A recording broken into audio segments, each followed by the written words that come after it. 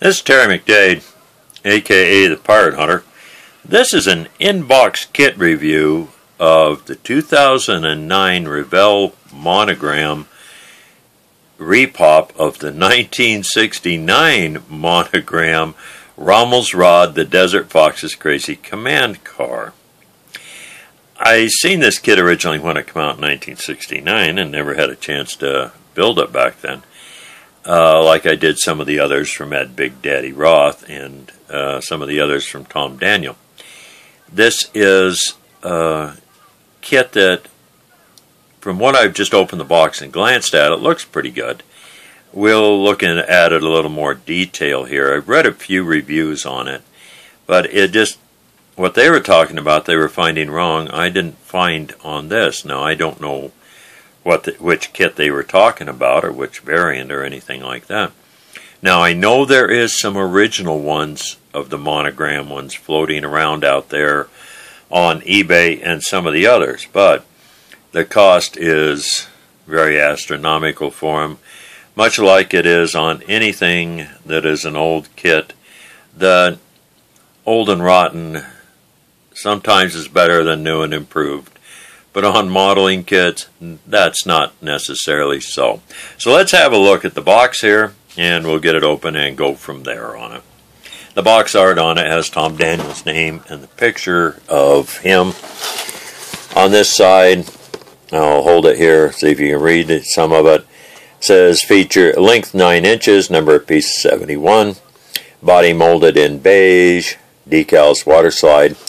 Has a paint guide on it as far as just the type of color, the different colors that is needed for it, not necessarily who they're manufactured for. On this side here also, I missed it when I did that, it has 2 skeletons, the driver and commander, decals with World War II style military markings, molded in beige and clear with chrome plated parts and black vinyl tires. Now, the chrome-plated parts were very common back in the 60s on a lot of this stuff. And I know a lot of the kits now have them on cars and this, and most people dechrome them and rechrome them and that kind of stuff. But this here, I don't know if you can read this or not. I'll hold it and see if you can. Just as a real gone dune buggy, a World War II vintage. Designed by Tom Daniel, it's a half-track command car that might have been used by the Desert Fox himself to prowl the lonely Sahara. Powered by a supercharged engine, it sports a car front end and a half-track rear, swivel-mounted machine gun, and the bleached skeletons of the Desert Fox and his driver. It gives this, see all Tom's designs at www.tomdaniel.com. This just shows some more information on same pictures on the front, skill level 2. This one's the same thing. Let's open it up, see what we got here on this. The box is a pretty deep box. It's not really very big. When you open it up, first thing you find is the body on it. It comes in its own individual bag. As you can see, it's fairly long. It says 9 inches, and then you also have a roller that is much like the one that is on the front of a half-track, World War II half-track that goes on this.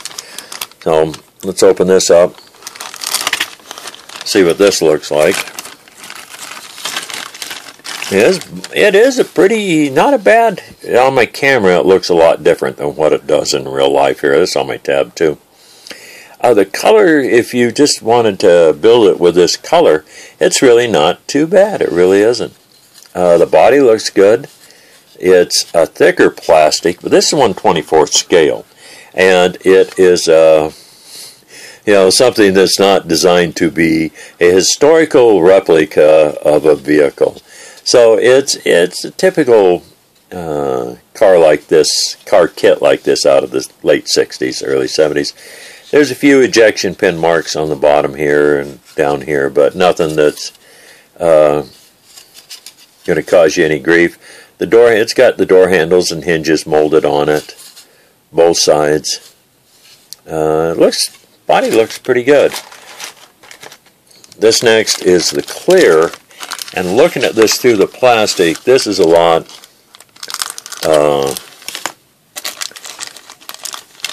not that great. Well, it's not too bad.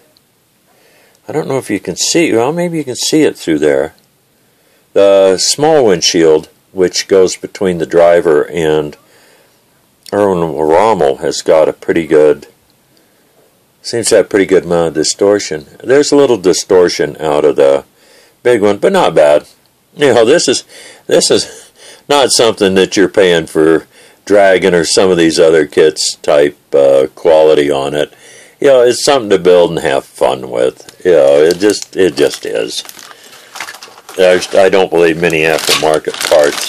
The rest of the kit all comes in one big plastic bag on this, and there's a pretty good amount of plastic in there.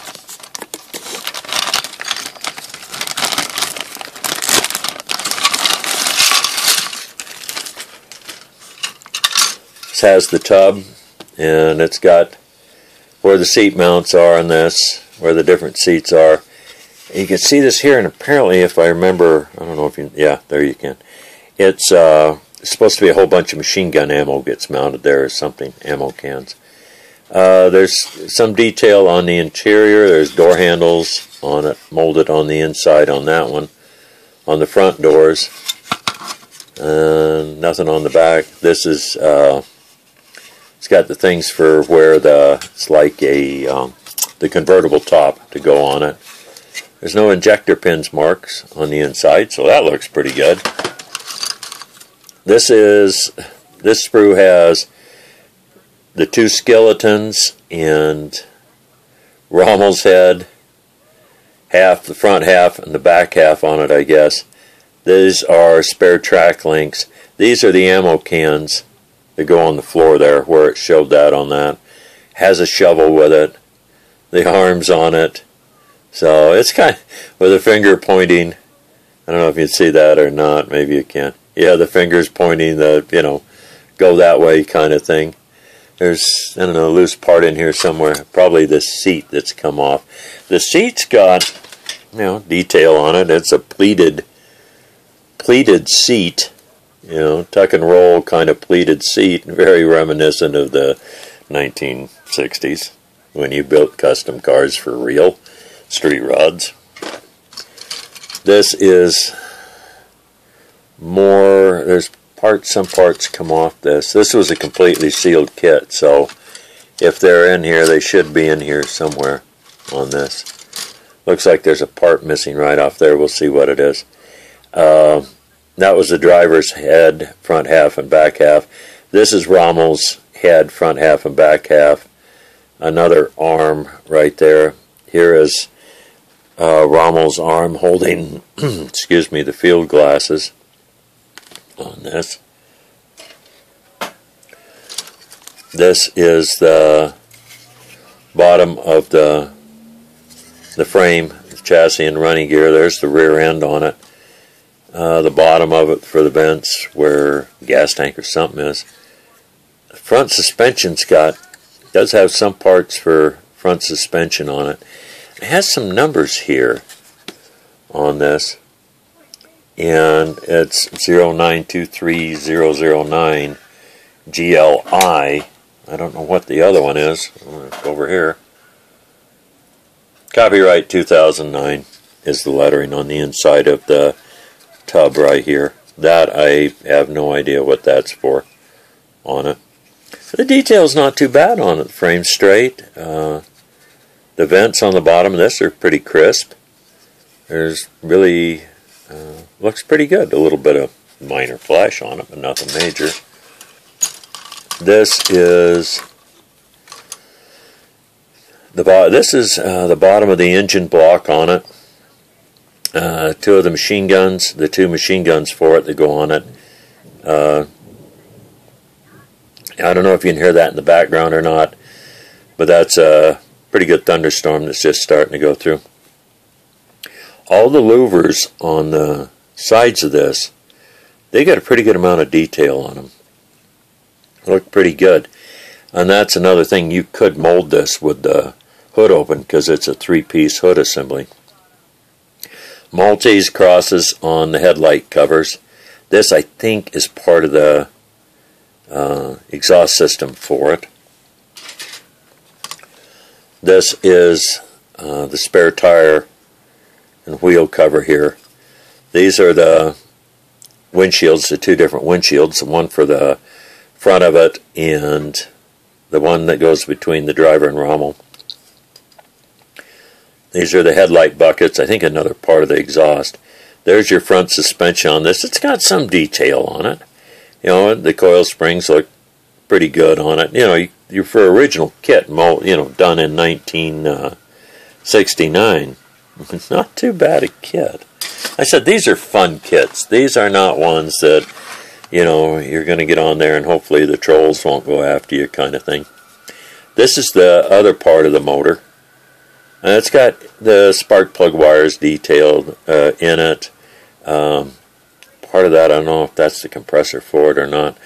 The tracks and road wheels are one piece on each side.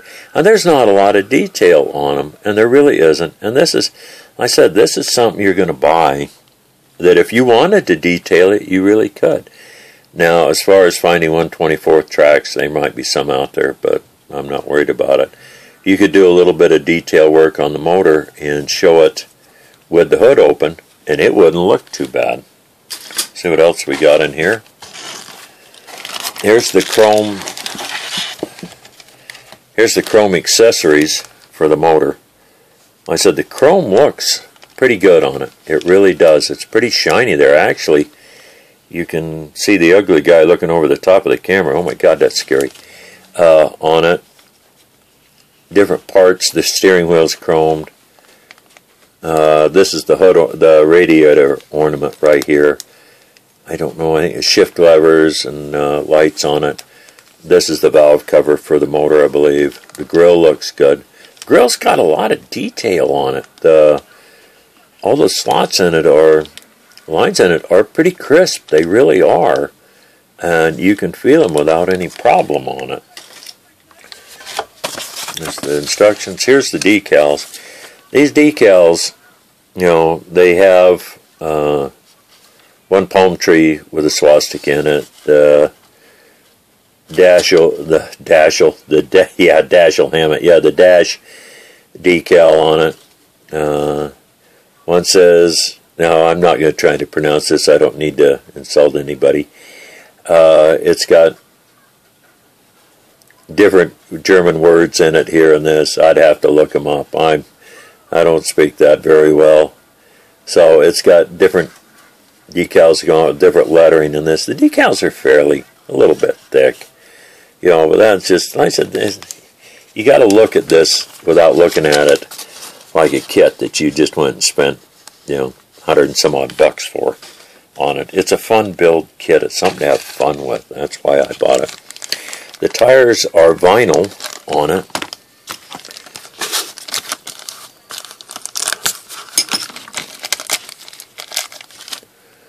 And it's got a little bit of a sinkhole right there where it's been injection molded. It's got some kind of, not really an aggressive, it's got almost like, it's got a street tread type pattern on it.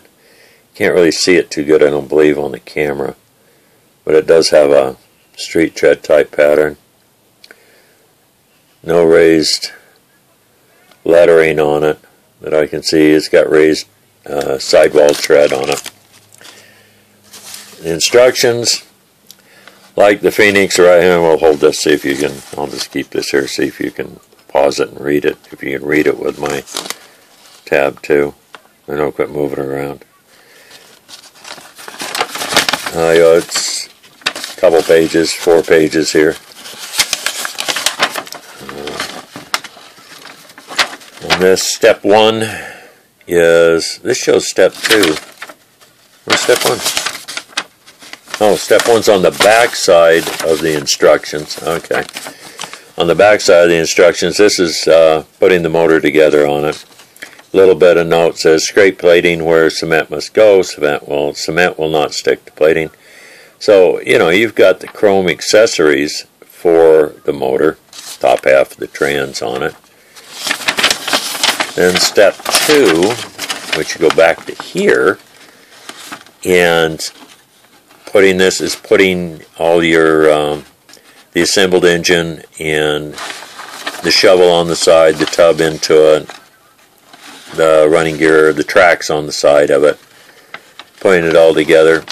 And this here is to assemble, this step right up here is to assemble the interior on it for the rear seat portion of it. This is where your spare track links go there on it. Step 3 is doing the finishing touches. This is kind of strange on this because it's got it, you putting this part together going in here, and then you've got step 3 puts all this together where it's split it into this on step 2. I can see possibly why they did that. But looking at this, I don't know, you could look at it and see, maybe you could put the whole tub together and then put all this in, because, you know, if you're going to paint it like we normally do, just, you know, prime everything and then go back through and shoot the paint on it and then go through and then do the touch-up. This comes with radio antenna for everything else. Step 4 is step 4 right here is putting the driver in with the machine gun up there, steering column, shift lever on it. Then this, as I was talking about this, if you had some spare 1/24th, 1/25th parts laying around, you wanted to customize a motor, you could be able to do it with this, because you can show this with that hood open if you want, because it's a 3-piece hood on it. Shows putting the grill on this step here. Then gets on this part and is the painting on it. It says your model of Rommels Rod has been molded in colors which by themselves are attractive. And it says use only, it goes on in this, paint most of the parts, removing them from the plastic trees, which is the old style way. Back in the 60s, that's what we used to do a lot of on this. At least I did when I was learning to build all this stuff. Gives you the colors on it. It just says flat black, brown flat, what should be what on it in this. Medium gray, dark gray, brass, white, green, silver, red. Decals.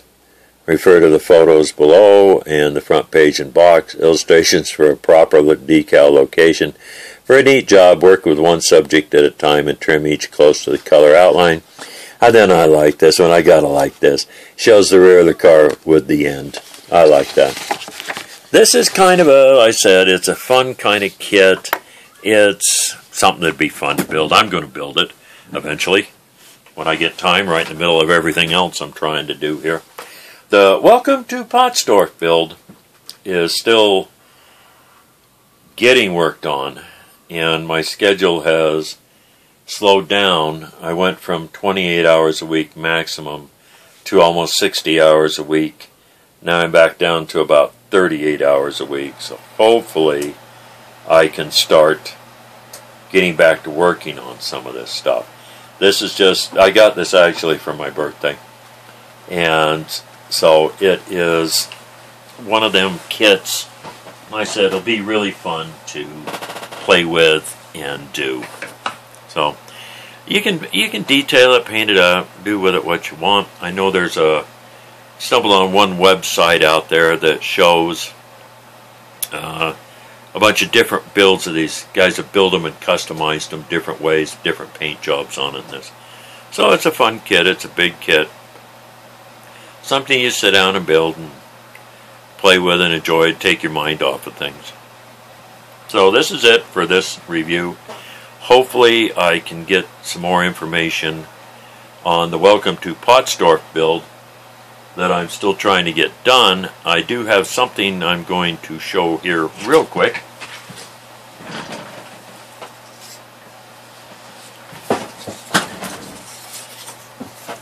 These are for the railroad car. Now I have two different ones of these. There's this one and this one. These are made two different ways. This one was made all individual boards and put on it. This one, you can see I made it out of a solid piece. I put the slots in it because you can see where it's still solid in one spot here. But the coloring on this come out really, really strange. The oil streaks that I was to put in just little tiny drops to show from vehicles going on there and things like that. I used from the New Wood and Old and New Wood series from Vallejo, and I put them little tiny drops of that black that's in that kit on this thing, and it looks like I put half a bottle in there. So I'm still trying to decide if I'm going to use which one of these on the rail car, or if I'm just going to say bag it and use something new, make me something new. But they're made out of a combination of balsa and basswood. So we'll see how it turns out. Until the next time, which hopefully I can get going on some more of this. This is Terry McDade, a.k.a. the Pirate Hunter. And to quote the great Jerry Springer, take care of yourself and each other. Until the next time.